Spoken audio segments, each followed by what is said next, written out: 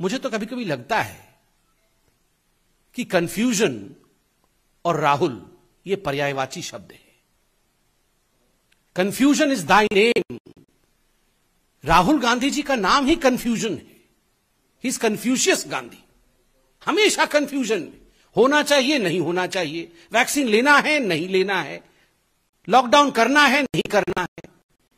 हर विषय को लेकर एक कंफ्यूजन की स्थिति को उन्होंने उत्पन्न करने का काम किया है, राजनीति करने का काम किया है। कल शाम से ही हम सबको आशंका था, आज हो गया है वो। जब भी हिंदुस्तान में कुछ अच्छा होता है, जब भी हिंदुस्तान में कोई खुशी की बात होती है और भारतवर्ष अच्छा परफॉर्म करता है, तो कहीं ना कहीं कांग्रेसियों को चिढ़ होता है। कहीं ना कहीं राहुल गांधी से रुका नहीं जाता है और राहुल गांधी कहीं ना कहीं उस पूरे विषय पर प्रेस कॉन्फ्रेंस के माध्यम से एक प्रश्न चिन्ह लगाने का काम करते हैं, एक अड़ंगा लगाने का काम करते हैं। कल का दिन एक बहुत महत्वपूर्ण दिन था। कल तो योग दिवस था ही, किंतु संयोग देखिए कल जिस प्रकार से पूरे विश्व में हिंदुस्तान एकमात्र ऐसा देश बना जिसने एक ही दिन में लगभग 87 लाख वैक्सीनेशन, पूरे देश में ये जो वैक्सीनेशन ड्राइव रहा वो अपने आप में एक ऐतिहासिक मोड़ पे जाके खड़ा होता है। और जिस प्रकार से ये काउंटडाउन कल आरंभ हुआ, लोगों में एक उत्साह, एक उल्लास का माहौल था। सोशल मीडिया में हम देख रहे थे, लोग बात कर रहे थे कि अब 50 लाख हो गया, अब 60 लाख हो गया, अब 59 लाख हो गया, अब 70 लाख हो गया। और शाम तक जैसे जैसे 80 लाख के ऊपर हिंदुस्तान वैक्सीनेशन में पहुंचने लगा, कहीं ना कहीं जो भारत की लड़ाई कोरोना के खिलाफ है उसमें भारत जीत रहा है, उसमें भारत अवश्य जीतेगा, इस प्रकार का एक खबर, एक लहर पूरे हिंदुस्तान में आने लगी।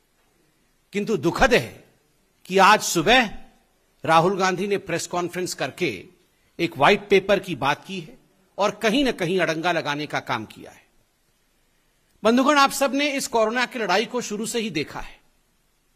आरंभ में ही राहुल गांधी और कांग्रेस पार्टी ने जब भी इस लड़ाई में निर्णायक मोड़ आए, उस समय उन्होंने राजनीति करने की भरसर प्रयास किए। कहीं ना कहीं इस लड़ाई को डिरेल करने का अथक परिश्रम राहुल गांधी ने किया है। मैं तो कहूंगा अथक परिश्रम राहुल गांधी जी ने भी किया है। और अथक परिश्रम केवल और केवल इंडिया की जो लड़ाई है कोरोना के खिलाफ, कैसे इंडिया उससे डिरेल हो जाए, उसमें अथक परिश्रम राहुल गांधी जी ने किया है। बहुत टायरलेस एफर्ट किया है।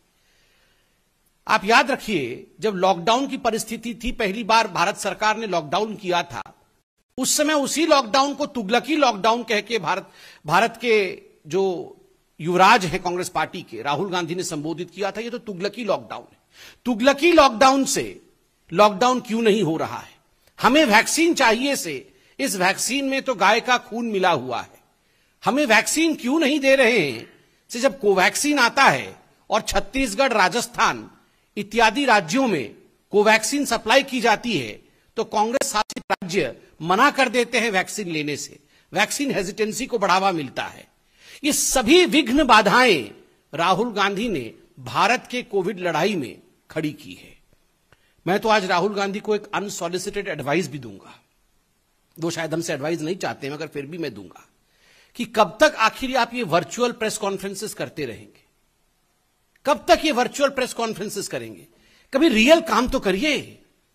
कभी कांग्रेस शासित राज्यों में जाइए और वहां किस प्रकार की परिस्थिति है, वहां कैसे वैक्सीन प्रॉफिटियरिंग हो रहा है पंजाब में, वहां किस प्रकार से वैक्सीन वेस्टेज हो रहा है राजस्थान में, किस प्रकार से वैक्सीनेशन सही तरीके से नहीं हो रहा है छत्तीसगढ़ में। आप वर्चुअल से निकल करके रियल ग्राउंड में जाके समीक्षा करिए राहुल गांधी जी। आज भी मुझे आश्चर्य हुआ, राहुल गांधी जी अपने प्रेस कॉन्फ्रेंस में डिसेंट्रलाइजेशन की डिमांड कर रहे थे कि ये जो लड़ाई है कोविड के खिलाफ, ये जो वैक्सीनेशन का प्रोसेस है, अगर डिसेंट्रलाइजेशन होगा तो वो ज्यादा अच्छा होगा। मुझे तो कभी कभी लगता है कि कंफ्यूजन और राहुल ये पर्यायवाची शब्द है। Confusion is thy name. Rahul Gandhi ji का नाम ही कंफ्यूजन है। He is Confucius Gandhi. हमेशा कंफ्यूजन में, होना चाहिए नहीं होना चाहिए, वैक्सीन लेना है नहीं लेना है, लॉकडाउन करना है नहीं करना है, हर विषय को लेकर एक कंफ्यूजन की स्थिति को उन्होंने उत्पन्न करने का काम किया है, राजनीति करने का काम किया है।